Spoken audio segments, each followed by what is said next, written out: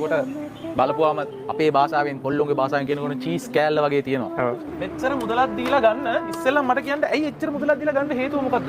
ඇත්තටම කිව්වොත් මේ වගේ වාහනයක් ලංකාවට මේකයි. ලංකාවටම ඒක දන්න කට්ටිය දන්නවා.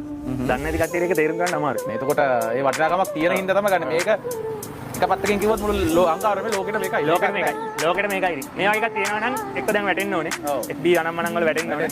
දැන් කොහෙවත් මේ වගේ එකක් නැහැ. සත්‍ය බැලලා දාලා තිබ්බා. හොඳ කියලා දාලා තිබ්බා.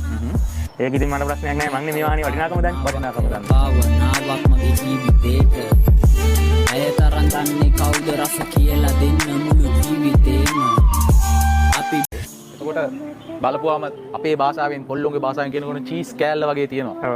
මෙච්චර මුදලක් දීලා ගන්න ඉස්සෙල්ලා මට කියන්න ඇයි එච්චර මුදලක් දීලා ගන්න හේතුව මොකද්ද? ඇත්තටම කිව්වොත් මේ වගේ වාහනයක් ලංකාවට මේකයි. ලංකාවටම ඒක දන්න කට්ටිය දන්නවා.